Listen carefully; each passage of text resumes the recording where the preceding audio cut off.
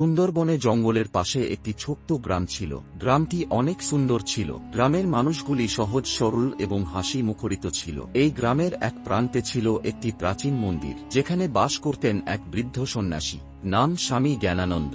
তিনি তার ধ্যান ও সাধনায় মগ্ন থাকতেন, কিন্তু তার হৃদয়ের গভীরে এক অজানা শূন্যতা ছিল। তিনি জীবনের শেষ প্রান্তে এসে বুঝতে পারেন ধ্যান ও সাধনা তাকে শান্তি দিতে পারেনি। তার হৃদয় এখনো তৃষ্ণার্ত এবং অপূর্ণ। গ্রামের এক মেয়ে ছিলেন, যার নাম রাধিকা, এবং তার বয়স 25 ছিল। রাধিকা অত্যন্ত সুন্দরী এবং মিষ্টি স্বভাবের মেয়ে ছিল।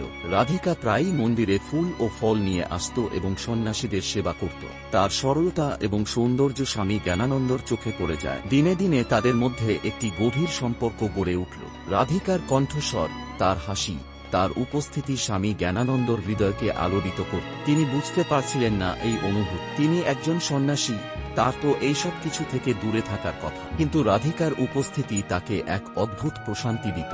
একদিন সন্ধ্যায় যখন সূর্য অস্ত যাচ্ছিল, রাধিকা মন্দিরে এসে পৌঁছাল। স্বামী জ্ঞানানন্দ তখন ধ্যানে বসেছিলেন। রাধিকা তাকে ডাকল, স্বামীজি, আজ আমি আপনার জন্য বিশেষ কিছু এনেছি। স্বামী জ্ঞানানন্দ তার দিকে তাকালেন। যখন তাদের চোখাচোখি হল, সেই মুহূর্তে তাদের হৃদয়ের মধ্যে এক অন্যরকম অনুভূতি জাগে। রাধিকার চোখে স্বামী জ্ঞানানন্দ দেখতে পেলেন এক অপরূপ সৌন্দর্য। স্বামী জ্ঞানানন্দের চোখে রাধিকা দেখতে পেলেন এক গভীর শান্তি ও প্রেম। ধীরে ধীরে তাদের সম্পর্ক গভীর হতে লাগল। রাধিকা প্রতিদিন মন্দিরে আসত এবং স্বামীজির সাথে কথা বলত এবং তার সেবা ও করত। স্বামী জ্ঞানানন্দ রাধিকার উপস্থিতিতে নিজেকে অন্যরকম অনুভব করত। তিনি বুঝতে পারছিলেন রাধিকার প্রতি তার অনুভূতি কতটা গভীর, কিন্তু তিনি নিজেকে বারবার মনে করিয়ে দিতেন তিনি একজন সন্ন্যাসী, তার তো এইসব কিছু থেকে দূরে থাকতে হবে। এক চাঁদনী রাতে যখন তারা মঠের পিছনের বাগানে একান্তে দেখা করল, রাধিকা বলল, স্বামীজি, আমি আপনাকে ভালোবাসি। স্বামী জ্ঞানানন্দর হৃদয় তখন ভেঙে পড়ল। তিনি বললেন, রাধিকা, আমি একজন বৃদ্ধ সন্ন্যাসী, আমার তো এসব কিছু থেকে ভুলে থাকার কথা, কিন্তু তোমাকে দেখলে আমার হৃদয় শান্তি পায়। আমি জানি না এই অনুভূতি কি, কিন্তু আমি তোমাকে ছাড়া থাকতে পারবো না। তাদের মধ্যে এক গভীর আবেগপূর্ণ মুহূর্ত তৈরি হল। তারা একে অপরের কাছে আসলে এবং তাদের প্রেমের প্রকাশ ঘটল। সেই রাতে তারা প্রকৃতির বুকে একে অপরের সাথে মিলিত হল। রাধিকার নরম হাত স্বামী জ্ঞানানন্দের বুকে স্পর্শ করল এবং তাদের শ্বাস এক হয়ে গেল।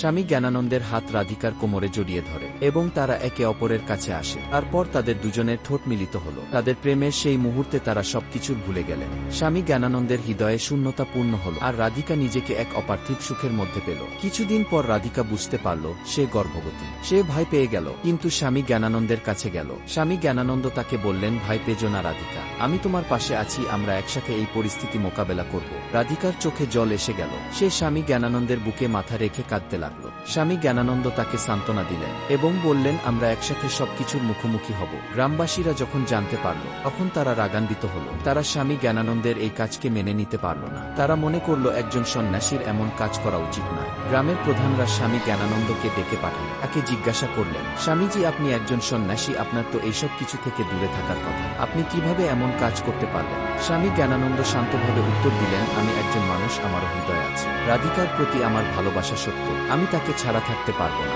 আমি জানি আমি একজন সন্ন্যাসী, কিন্তু আমি তো একজন মানুষ। আমি আমার হৃদয়ের কথা মেনে নিয়েছি। গ্রামবাসীরা প্রথমে রাগান্বিত হল, কিন্তু ধীরে ধীরে তারা বুঝতে পারল প্রেম কোনো বয়স বা পেশার গণ্ডিতে আবদ্ধ নয়। তারা স্বামী জ্ঞানানন্দ এবং রাধিকার প্রেমকে মেনে নিল এবং তাদের একসাথে সুখে বসবাস করতে দিল। রাধিকা একটি সুন্দর শিশুর জন্ম দিল এবং তারা তিনজন একসাথে সুখে বসবাস করতে লাগলো। স্বামী জ্ঞানানন্দের হৃদয়ের শূন্যতা পূর্ণ হল, আর রাধিকা পেল তার জীবনের সত্যিকারের প্রেম। তারা সব বাধা অতিক্রম করে একসাথে বসবাস করতে লাগলো। ভিডিওটি আপনাদের কাছে কেমন লেগেছে কমেন্টে জানিয়ে।